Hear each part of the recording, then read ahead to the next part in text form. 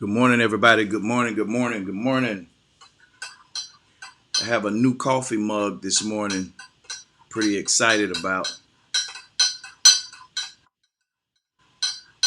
Doesn't take really much to make me happy. T. Berry, good morning to you. Good morning.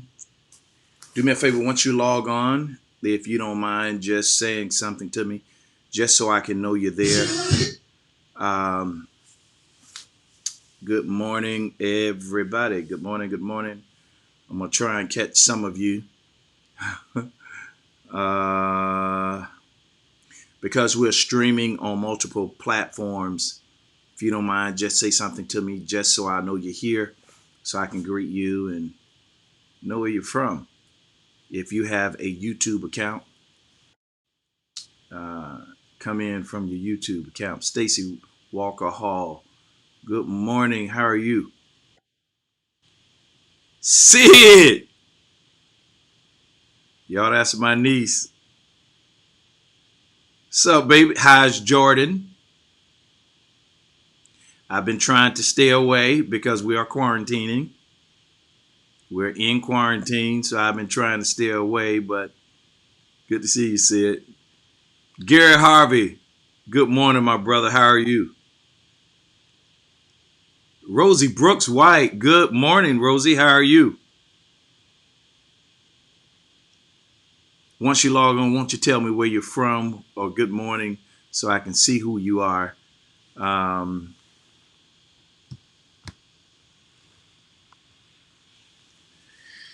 all right.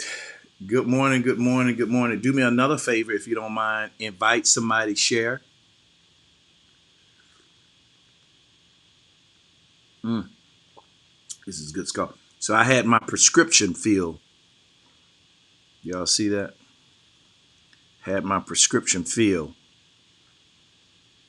Drink one mug by mouth. Repeat until you are awake and alert. Anybody else just rather not carry on a conversation till you've had your liquid prayer?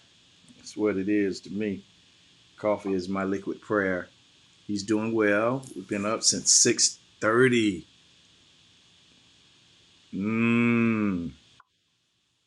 I'm sorry, Sid.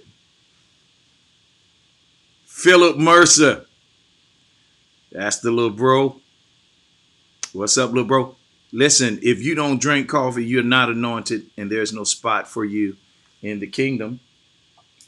I'm just trying to get you in. All you got to do is believe.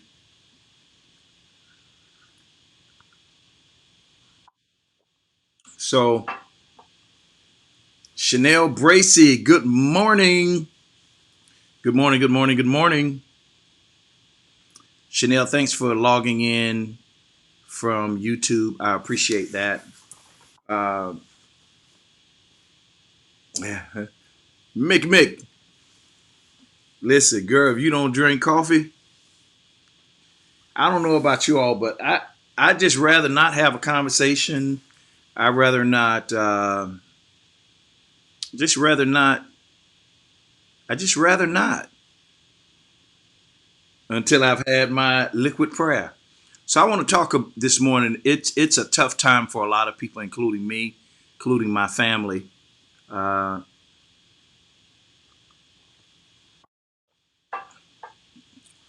Latanya Dixon, good morning. Stacy Walker Hall, I think I can make it in without coffee. Mick, you love coffee? Oh, we need to talk, girl. Listen, coffee lovers, you always get my attention. It's nothing better than it. Okay? Well, there's some things just as good as it, but you know what I mean. So I want to talk this morning just basically on making sense of life, a living contradiction. So, life happens without notice at any time, at any given time. Things can be going well, and something can happen out of the seemingly ordinary and just literally throw you off balance. There go my guy, y'all. Irvin Jones is on this morning. Y'all make sure y'all follow him. I told you that before. Dude is powerful. You don't love God if you don't love coffee. Everything that God made, he called it good. But anyway, life is life is funny. And it's almost as if you hope, you trust, you believe, you you walk in positivity, you say the right thing. Y'all got family that just like to show out. So my little nephew Reginald Danzler Jr. he says, "Morning, bro, Reverend Dr. Pickett." I saw him in Total Wine, and he was so in tune to what he was getting, he didn't have a chance to speak to me. Now I know some of y'all said, "Well, what you doing in Total Wine?" That's my business. You mind yours. I got this over here. Anyway, um, uh, life can seemingly anything can happen, and throw you off balance. Um, since COVID, I want to say, Mama Cole, good morning to you. Since COVID hit this year, we've already lost personally about 10 to 12 family members, friends, because of COVID. Heidi Tate Morgan, she's another superstar who's revamping her career. Heidi is from the Steve Harvey show to Being Mary Jane. Heidi has made um, acting look easy. She's an actress. Hollywood respects her, and it's good to have her on my coffee time. So, life can throw you off balance. It can be since COVID. I've lost about 12 people, close. Some family, some friends. Where I'm from, my friends are family, but I've had some blood relatives, some friends, to all die from COVID. And if you're not careful, absorbing the bad news will cause you to mismanage your time in the present. Because what most of us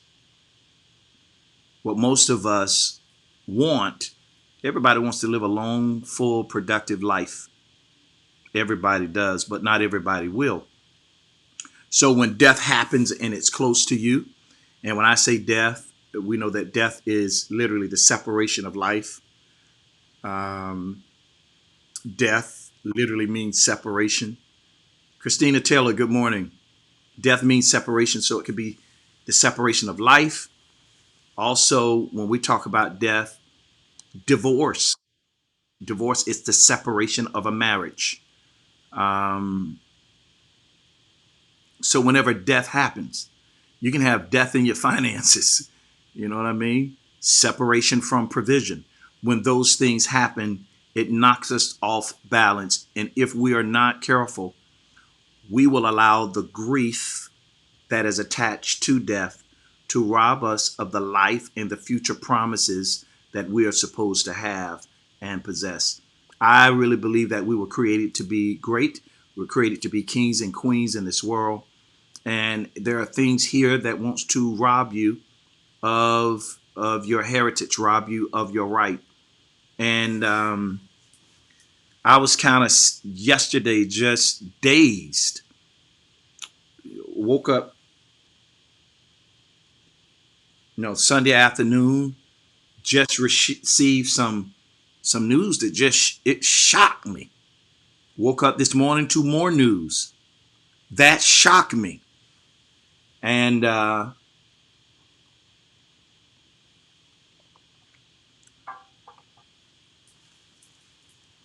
if you aren't careful, especially those that profess the faith, you will feel that your faith is being tried or tested. And some of the things are going on now has nothing to do with your faith. It's what we call life. Um, how do we believe and hope when it's some seemingly everything that we're believing and hoping for is falling through our hands? How do we keep believing when the system or cistern of belief tragedy shatters it? Without hope, there can be no faith.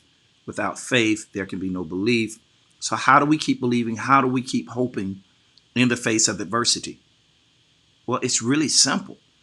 This is the time to define exactly where your hope is. Sometimes, I'm going to tell you this, life is going to strip you of everything you have to show you who you really are. We've built idols with our mouth. We say the right thing. We have quick comebacks. Those of us that are versed in scripture, we know what scriptures to quote. But life is going to happen, and there are things that are going to happen in life that is going to try you for size, and it's going to show you exactly who you are and where you are. You don't put so much life and love in anything or anyone that when they pass, you stop living. I'm going to say that again. You can't put so much stock, so much love, so much life in anything or anyone that when they pass, you stop living. Because even though we love each other, we want to be with each other, we each have separate responsibilities in this thing called life. You're created for a purpose. You were created for a reason. And as a result of the purpose and the reason that you were created, there is an assignment that is attached to it. Your assignment, I don't care how close we are. I don't care how good we rock. I don't care how much love we have for each other. Your assignment has nothing to do unless God has brought us together to fulfill an assignment. But even with that, you've got to do what you were created for. I've got to do what I was created for. And if I attach my life to you by giving so much love to you that my life is you, then in your demise, I will cease from living. Now, here's the cruel reality of life. The cruel reality of life is death. Here's the cruel reality of death, life. Here's what that means. No matter how much we live and love each other, we're going to die. To me, that's cruel. We weren't created to die. In death, the cruel reality of death is why I am mourning those who have died. The cruel reality of death is life, because even in my mourning, in my grieving process of those who've died, guess what? Life goes on. That's a hard pill to swallow. And it's almost as if it's unfair. But learning how to balance life's contradiction is going to be the key to your success. There are some people that just give up. They stop living. And you know, there are times when life has rocked my world. There are times when death has rocked my world. There are times when I've received news where I just in the moment, I didn't think I was going to be able to bounce back. And a lot of that is natural. There are natural emotions because we're sensual people, meaning we govern life based on our senses, our ability to see, touch, taste, all of that, all of those things work in harmony to give us a sense of reality. So because we're sensual creatures, then when our senses are up under attack, in the moment when we are feeling our senses or our emotions, our senses connect us with our emotions. In those moments, we feel a certain way. But just because you feel that way, that is not the reality necessarily of the way that things are. And there have been moments in the moment when I just felt like, why live? Well, you got to understand that when grief happens, when life happens, when things happen that alter our world, There's going to be moments of emotional expressions. There are going to be feelings that you incur. They're going to be feelings you're going to feel. They are real, but you have to understand that those feelings, those emotions, are not in control of you, even though they are a part of you. So you have to start assigning and talking to how you feel. I give myself, and this is something I do to myself, so I don't fall into a pitfall of depression. So I don't, because I'm an extremist by nature. When I go hard. When I don't go, I just don't go. So I have to set limits and barriers for myself. So one of the things that I do in grief is I give myself 3 to 4 days. If I feel like screaming, crying, asking God why, beating the floor, kicking the wall, I got 3 or 4 days. After that 3 or 4 days for me, okay, it's time to deal with this. Now we've got to unpack this emotionally.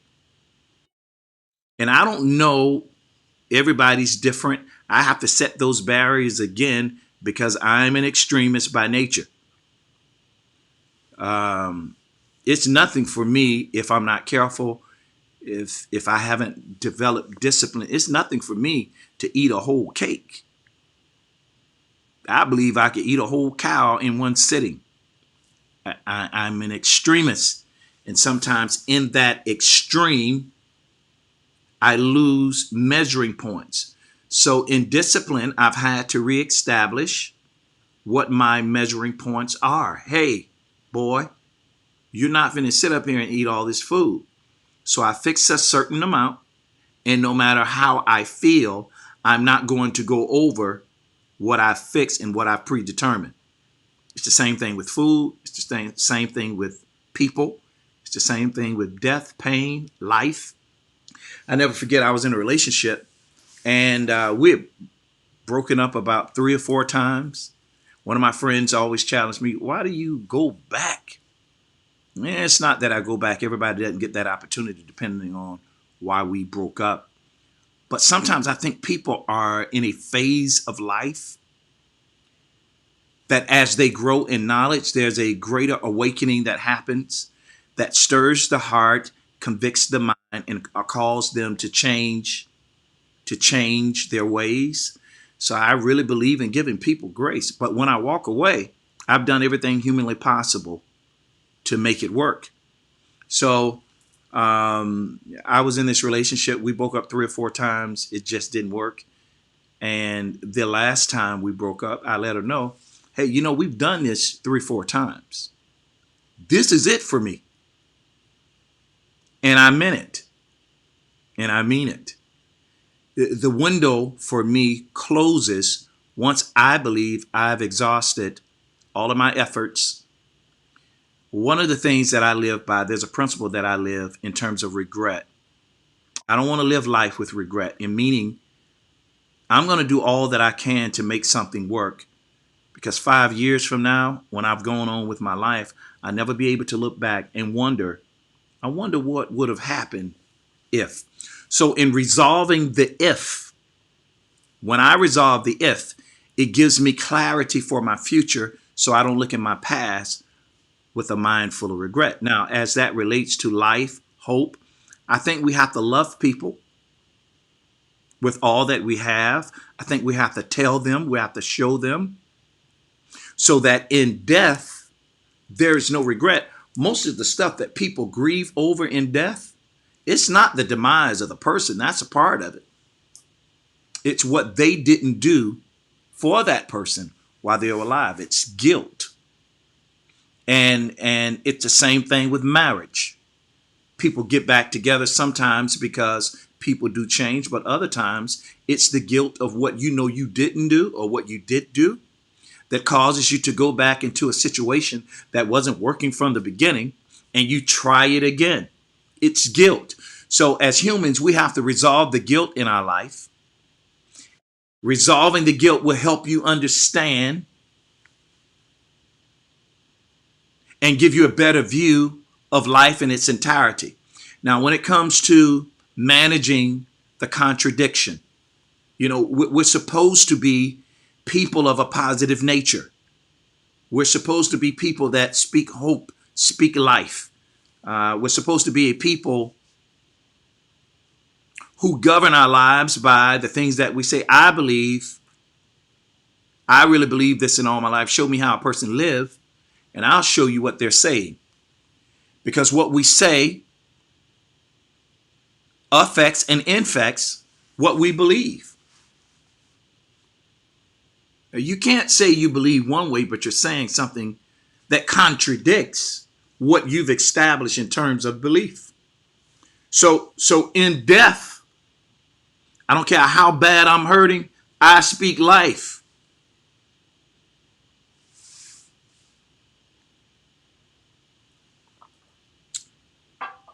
In misery,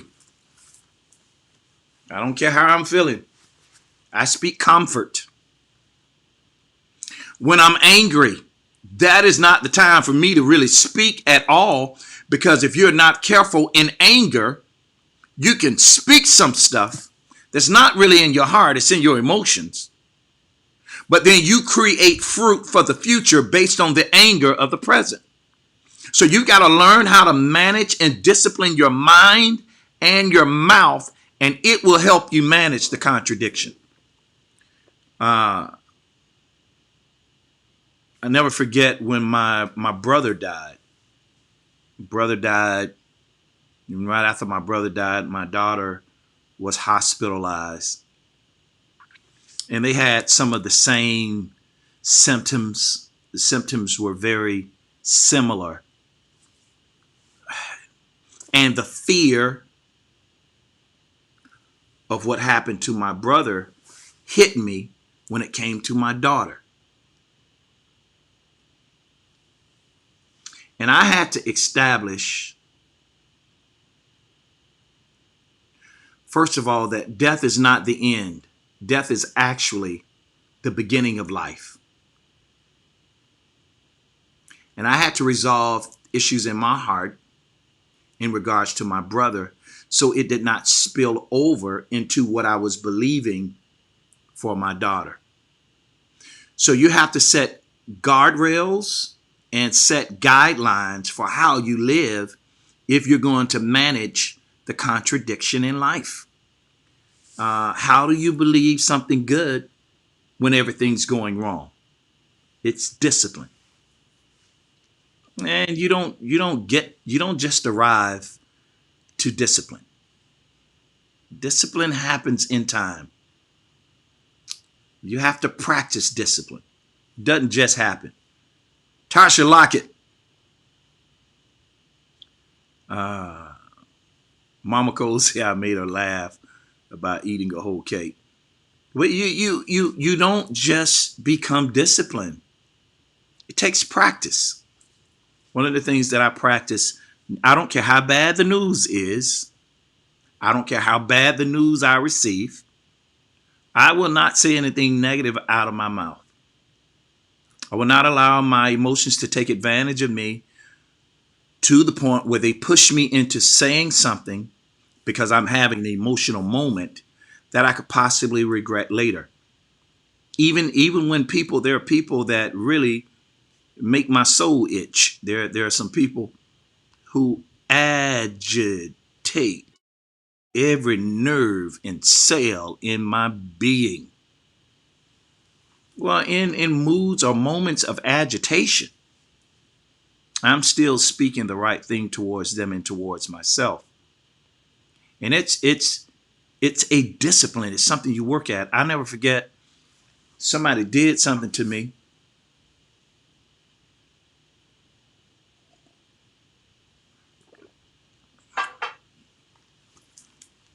And out of retaliation, I yelled, "I'll F you up. Don't F with me, mother effer." Those are the things can you believe I said something like that? I was so mad. This was some time ago. But man, they crossed the line with me that there's certain lines you just don't cross with people. And this line was It was affiliated with my daughter. And boy, I dropped all kind of F bombs and told them what I was gonna do. I know you're surprised because I'm surprised. I didn't know all them F words were in my heart, but apparently they were, because out of the abundance of the heart does the mouth communicate, the mouth speak. Out of the overflow of the heart. You'll be surprised the stuff that you've absorbed that sits in the attic of your heart and just waiting for the right emotion to attach itself to. And boy, I dropped all kind of F bombs, told them what I would do to them. The sad part is they weren't just words for me. In that moment, I meant it. I meant I would do everything that I said I would do. And boy, then I went to grab this individual, you know, lay holy hands on him. And I just had some problems. They were quicker than me. So when I would grab them, they'd get loose real quick and run. That made me even madder because you've agitated me to the point where I feel like I have to lay hands. And now you don't want to be man enough to stand up and let's just handle business. And I'm acting all, the hood came out. Does anybody have a little, maybe just a portion of hood in you? Listen, born and raised, it lives in me. And boy, in that moment, I was ticked. And I never forget walking away from that situation, thinking about it a couple of hours later, after I had an opportunity to calm down. I never forget telling myself, you, now you didn't even have to do all that. All that was not necessary. And I started to feel bad. Really did. Felt real bad. And I made a vow to myself that I would never allow people to have that kind of power where they can push me out of the rings of discipline that I've created for myself. So when I start feeling myself getting hot around the ears, when a person has irritated me, agitated me, you know, I try to leave. If I can't leave, maybe because of the position that I'm in, maybe it's a job, maybe it's a contract, maybe it's TV, radio, and I've got to fulfill my obligations while I'm there. I can't leave. This is the time to exercise what I've been practicing all along. Discipline.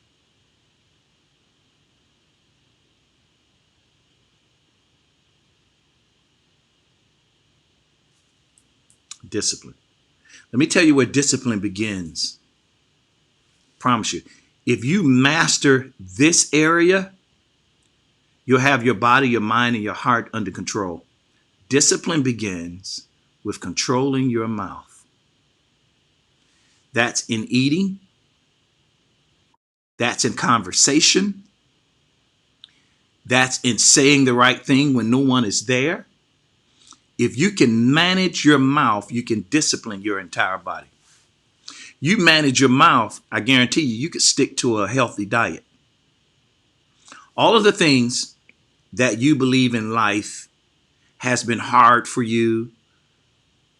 Maybe there are some things that you would like to do that you procrastinated on. All of those things, believe it or not, rest on the hinges of you developing the discipline that is necessary in your mouth. There's a scripture in James. It says, real funny to me. It says, as a big ship is controlled by a little rudder, so the body is tamed by the tongue.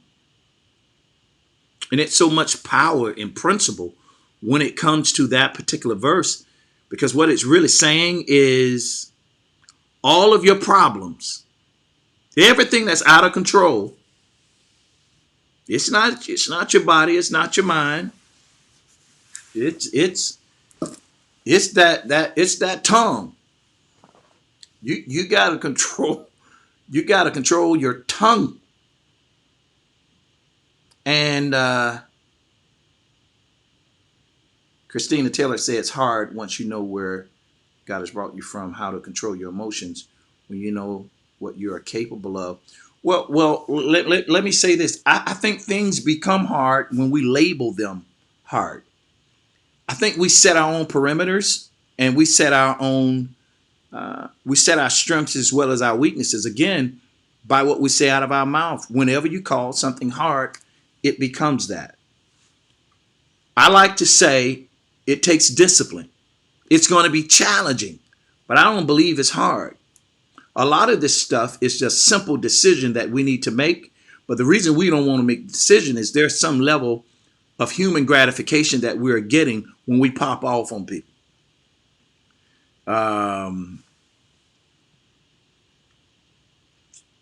Latrice Hampton says, good morning, Pickett and Company. Was scrolling through my timeline and was like, oh,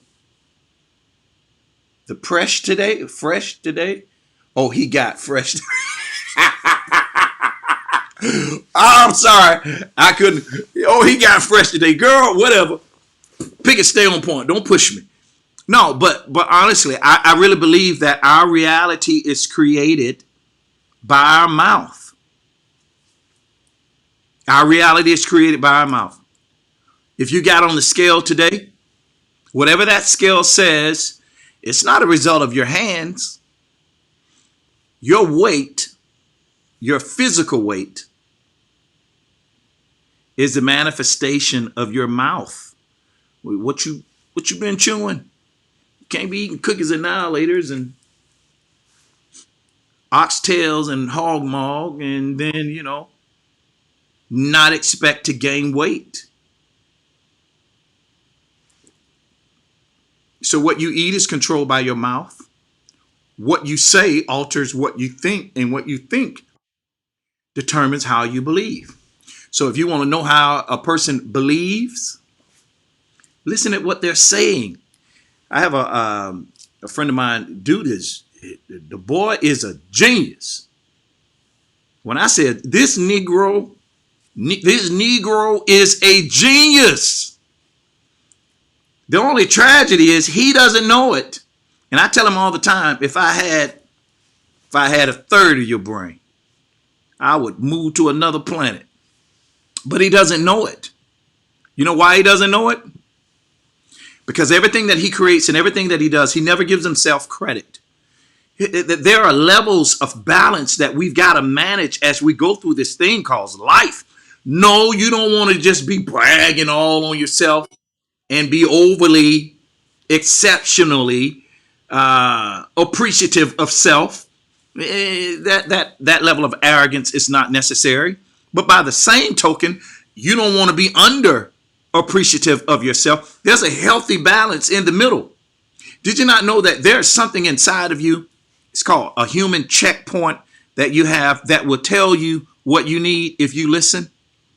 What happens is we train our soul to move past those checkpoints. Then they no longer work for us because we can no longer hear. You know, when you've had enough to eat of anything, I was eating some Chessman shortbread cookies. Whoa! Yes, sir. I was eating them Chessman cookies and I just wiped out the first 2 rows. I'm going into the 3rd row because I'm about to take the entire bag out. And going into the 3rd row, something's like, hey, boy, you've had enough. That's internal. There are checkpoints that we have to bypass to do the stuff we do. There are checkpoints that we have to bypass to say the things that we're going to say. And there are checkpoints that we have to bypass to get out of control. And what happened is we bypass those human checkpoints. And because we just drive on by them like we just ignore them like we don't hear. There's something inside of you when someone goes to irritate you. There's something inside of you that say, hey, don't say it. Shut up. Leave. Leave. Hey, leave. There's something inside. Everybody has it. Stacy, they do. Listen, them chessman cookies are, woo. And here's what we do. We start talking about what we like, and it creates an experience in our mouth, and then we chase to fulfill the experience. It's discipline. But we have these checkpoints, these internal checkpoints inside of us that we bypass every day, and we train our soul to not listen to the internal voice. Then we become rebellious to self. Then we get to a place where we're so out of control. Not only are we not going to listen to anybody else, we're not going to hear anything we say. And that's dangerous. It really is. It's dangerous to get to that point, because once you pass that mark, that benchmark, where you are no longer listening, once you pass that benchmark where you're not listening, you know what happens? You do whatever you want to do, and you never develop discipline. Now, let me go ahead and help some of y'all, because I know y'all think I'm adding liquor to my coffee. It's not. It's coconut flavor. You see that?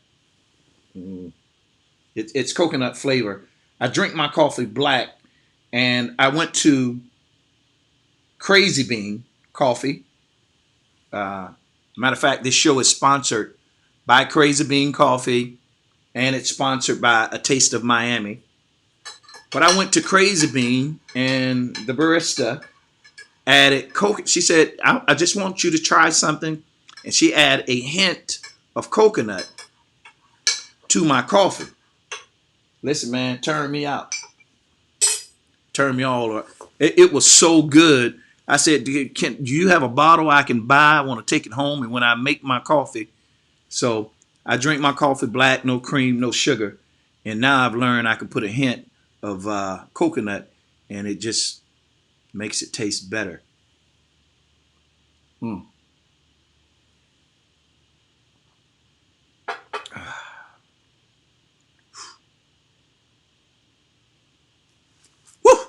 So when we train our soul, when we ignore those internal voices, and we keep going like we don't hear anything, and we don't listen, we train ourselves to ignore us, and we stop listening to us. We bypass the discipline that has been developed in us, and then we become deaf to everything everybody else say, and we live a life that, if we're not careful, can push us into lasciviousness. And lasciviousness, it's not a bad word. It means you've lost control. Have you all seen, what's the name of that show? My Overweight Life. I think I watched it one time, and it was so sick. I couldn't watch it no more. And all it is every day, you're bypassing something. Every day you're creating a habit somewhere, or feeding the habit that you've created. If you want to get your body under control, if you want to make sense of life, and if you want to survive the contradictions that life brings, control your mouth. The answer is in your mouth. Yeah, that's the name of it, Dewan. My 600-pound life. What the hell, a person doing 600 pounds? Where they do that at? 600. Hey, I want to make a little parenthetical deviation if I can. Did y'all see the preacher that was preaching in the pulpit, and he said, SHI? Y'all know what I'm talking about. You need to handle your own and then the little organ player started playing. It was in his heart. Those are words that he used every day. It's no such thing as I slipped and said, or I made a mistake. No. You've been entertaining that. You've been around that. And that has gotten in you some kind of way. Sometimes that stuff can get in us through TV. Because I swear to y'all, I stopped watching Power because I started feeling like I was Ghost. I did. Started wanting to set up two different type businesses. I did. I'm like, oh no, these are the wrong thoughts. I got to watch something else that's going to be fruitful to my thinking so that my heart is not polluted with the promises that I have. So I had to stop watching. I had to stop watching Power. I did. I called one of my homeboys and I'm like, hey man, you ever watch Power? He's like, yeah. I was like, man, you think we can he said, boy, if you don't get your church boy green behind off this phone, no, we not doing. I was ready to stop. Thank God for friends who protect me, who keep me, and remind me who I am. So anyway, when you when you develop discipline on your mouth, there's nothing within you and around you that you wouldn't be able to control. I want to give you this. I want to give you this real quick. Your body or your brain does not know the difference between uh, natural pain and emotional pain. It doesn't know the difference. So the reading of emotional pain to the brain is just as traumatic as physical pain.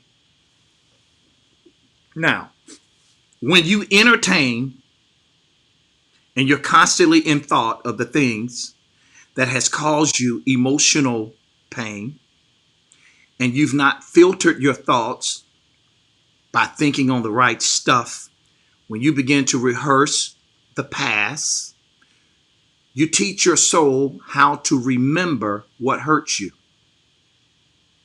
And you never move beyond the pain, and you can enter into new relationships, but emotionally you're still in the same place of pain because you've been entertaining that in your heart and your mind.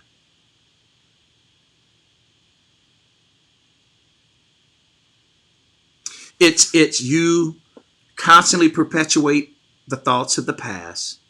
You will never be able to evaluate the present, and that is going to hinder you from entering into the promise of the future that you're supposed to have and attain.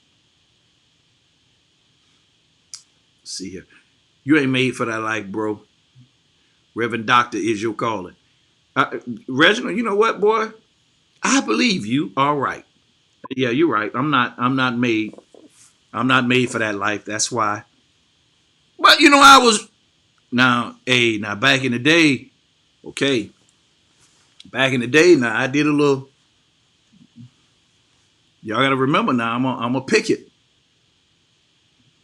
My people, and I'm stopped right there. But no, you're right. I'm not made for that life. But I just thought about it.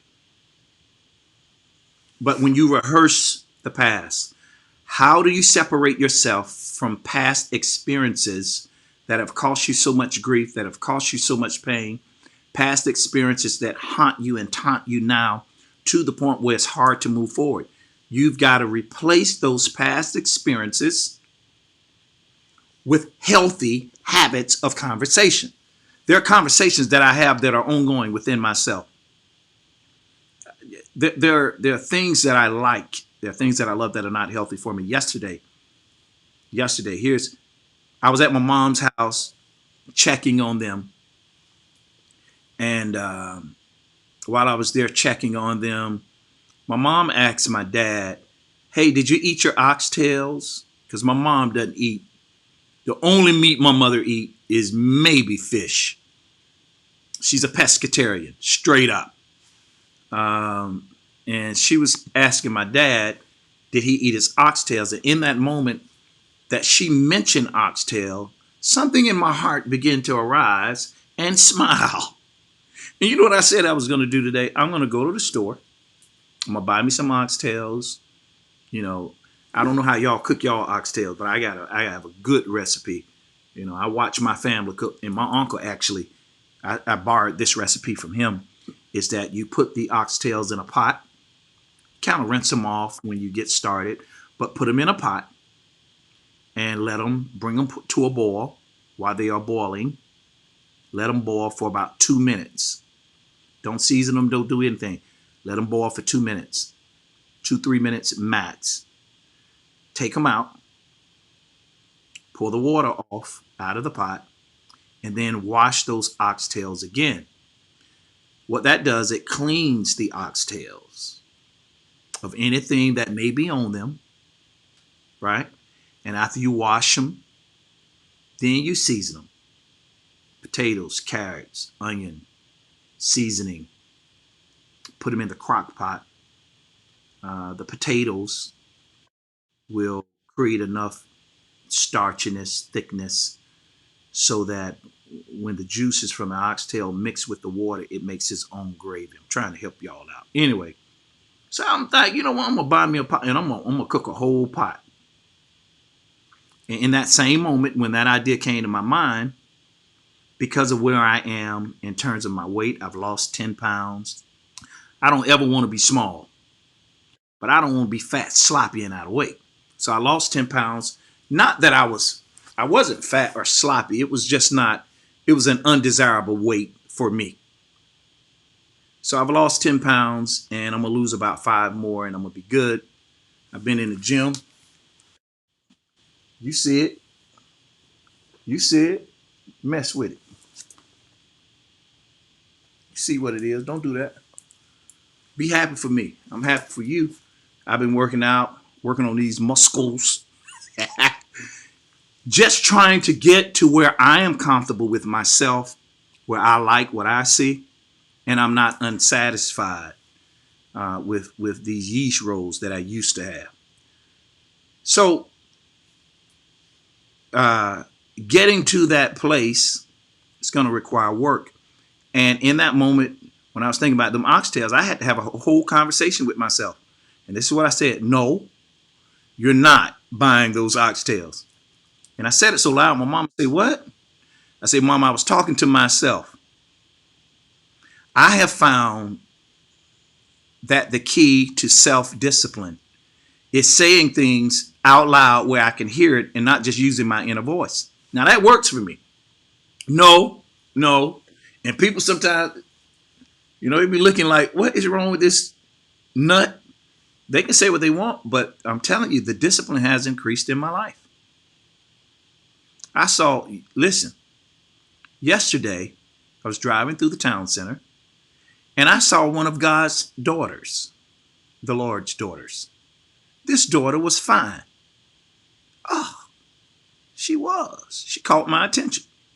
And as she began to walk by, I began to tell myself, no, stop looking and keep going. As humorous as that is, it's a true statement. But the point that I'm trying to tell you, or the point that I'm trying to get to, is that there are natural conversations that you're going to have with yourself to get the discipline that is necessary to control your mind. But the answer is in your mouth. It's in your mouth. And when these thoughts of the past begin to occur in your present, you got to talk to them. No, you don't have power. You don't have authority over me. I'm healed from that hurt, and I've decided to move on. You have to tell yourself that in bad relationships, marriages, because the soul, a lot of times the soul develops an attachment to the one you're with, even though you don't like them, you don't like what they did. The soul is used to their presence.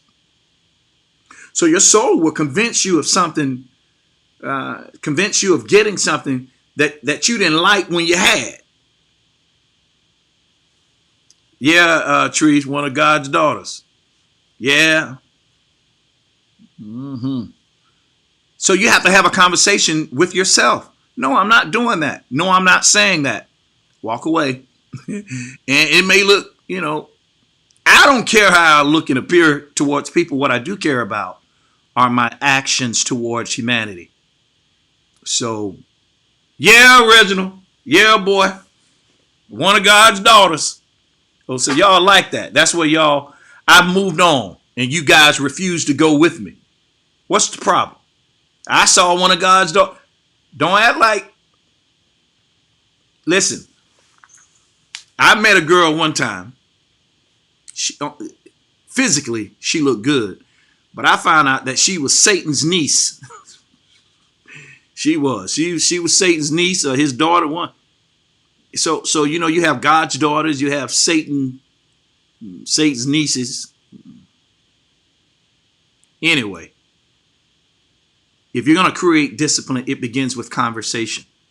And oftentimes, more often than not, that conversation that you need to have is with you. Tell yourself when you go to craving them Krispy Kreme donuts, when the hot light, no, we're not stopping. No, we're not. There are certain songs that come on that have been recorded in the memory of your soul. When those certain songs come on, they trigger certain thoughts. You got to talk back to that stuff. You got to. If you don't talk to it and tell it what it's going to be, it'll railroad you, and you will become what it said. And you can't give that kind of space for the wrong stuff to go or happen, in your life, because it's going to lead to a dead end. You ever seen people? They're moving, but they're not going anywhere. They're in no better shape now than they were 10 years ago. Well, they've been through many relationships, but all the guys they meet do the same thing to them. That's on them. That's on them. Because in order for a person to abuse you, misuse you, there is a part of you that has to be open to receive it. It means you're not learning from past warning signs. So if you're going to get the power to be able to see, have vision, visibility for your future, you've got to learn how to turn off the voices, the incorrect voices of the past. And you do that by taking actions in the present through a conversation. No, I'm not saying that. I'm not going to do that. No, I'm not going to call her. No, I'm not going to swing on him. Stuff like that. You don't want to say that loud because people can be offended. No, I'm not going to swing on him. Pickett told me I got to talk to myself. No, I'm not going to come over there and hit you in your mouth. That's going to get you killed. You don't do stuff like that. So there's a way to do everything. The point that I'm trying to make is there are conversations that you need to have with yourself if you're going to make sense of life and balance and control a living contradiction. There are conversations that you have to have with yourself.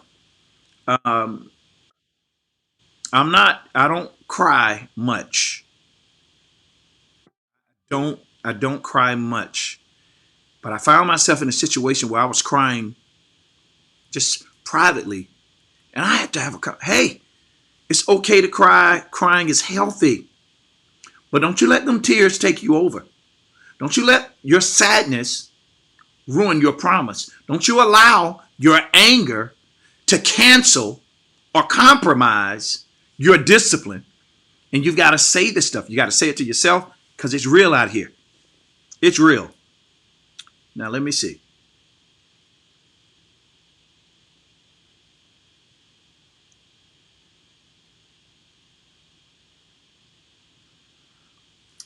So my nephew says, we still love you, bro. One thing I can say about sense, I've been knowing you for a long time. You always keep it real and put yourself out there to help others. Yeah, man.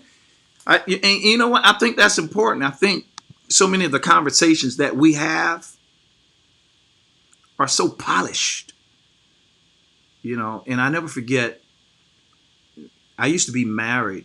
It's been moons ago, decades ago. I was married. I got married not long after high school. And some of the things that I experienced in my marriage, I was trying to get help because I wanted my marriage to work. And people just wouldn't keep it real. They gave me a bunch of scriptures. They gave me a bunch of verses. They tell me third-party stories. They be talking in parables.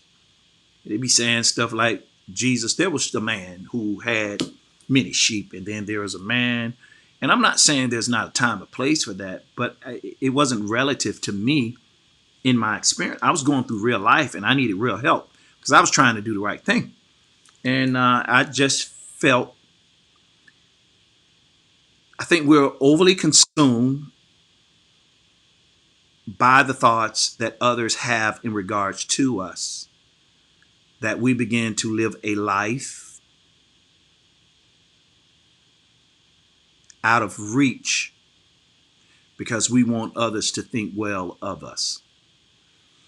I do think that we should be concerned about our behavior. I think we ought to be concerned about our reputation. I do.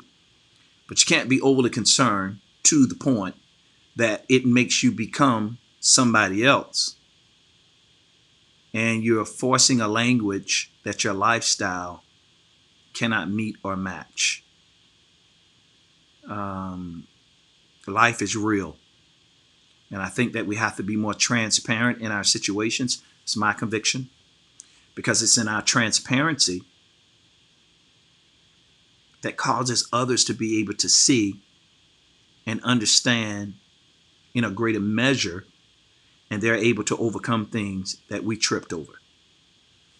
Um, and I think that's important. And that's what I try to. I don't recommend this to everybody. You have to be built for it. You do, because your transparency can also get you hung. So there's a way to do it, a time to do it, and then there are certain people that are supposed to do it, and that has become my life. So I want to take the time to thank you all for taking the time to listen to our conversation this morning. This is coffee time. Um,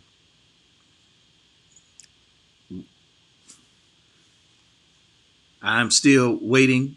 We're supposed to be airing our first premiere uh,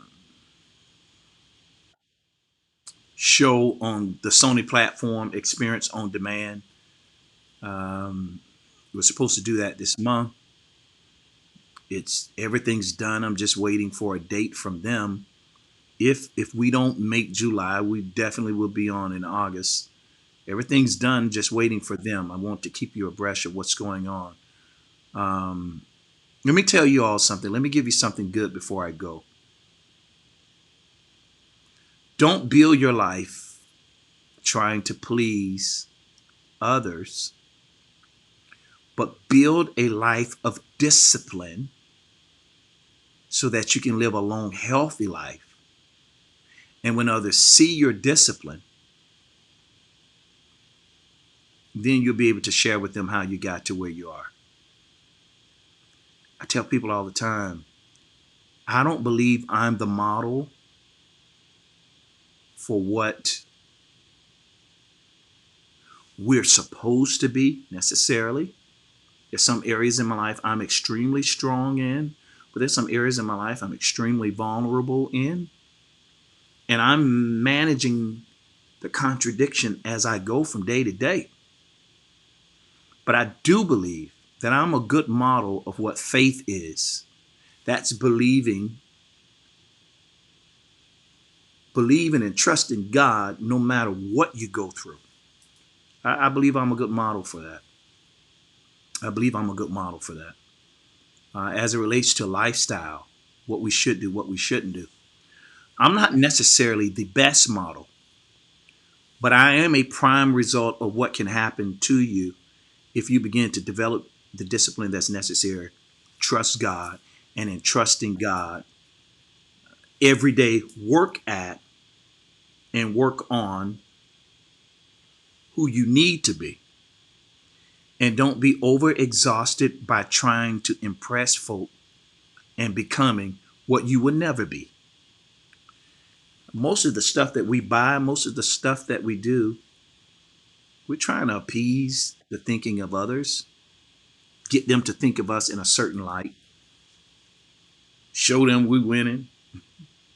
So my haters gonna have to watch me eat. And to me, that just has no value. Why am I trying to prove something to anybody who don't even understand the grace and the position that I have on my life as it relates to what I'm supposed to be in life? You can't measure where I'm supposed to be because that's not something that God necessarily exposes to you. I'm too busy trying to become a better person, live out my life's purpose, because I really want to be pleasing to God. I do. I do. And it's a day-to-day journey. You never arrive. And to all the people who have mastered this, man, bless you. To all the people that's perfected this, bless you too. I need to come sit at your feet so you can teach me because I'm still a work in progress. I'm still learning. I'm still working this stuff out day by day. There's still weaknesses that I fight, and I don't win. I don't win every day, but I try to let today be better than it was yesterday. Keep fighting, keep hoping, keep believing, keep getting better. And remember, the answer to managing your life is managing your mouth. Now, remember, you were born to win. First of all, thank you all for coming. Thank you for listening. Without your ear, I don't have a voice. You make this possible. You were born to win, predestined to succeed. There's nothing that can happen to you today that the wisdom on the inside of you is not equipped to handle. But you got to calm down, chill out, use emotional intelligence. Listen to that inner voice and let wisdom speak. When wisdom speaks, you will always win. Do you all have any questions before we log off? Anybody got any questions they want to? This ain't testimony service, so don't be coming on my page giving this long story. Oh my! No, you have any questions before we log off? This coffee has been good to me. God was thinking about me when He created coffee. Anybody have any questions? If not, thank you all for your support. Thank you for your love. I appreciate each and every one of you. You all have a great productive day. And remember, don't ride past those checkpoints inside of you. Listen to them. They will help you govern, live a better life, develop the discipline that's needed in life, and they'll help you manage the contradiction. Let me tell you this last thing. The devil got some pretty looking girls out there. The devil got some pretty looking, good looking boys out there. Don't be deceived by how the package is wrapped. You got an inner voice that'll tell you who people are. You just got to slow down and listen. Y'all have a good, productive day. And always remember to think higher, speak life. And if y'all want to holler at me, hit me in the inbox. I'd love to talk to you.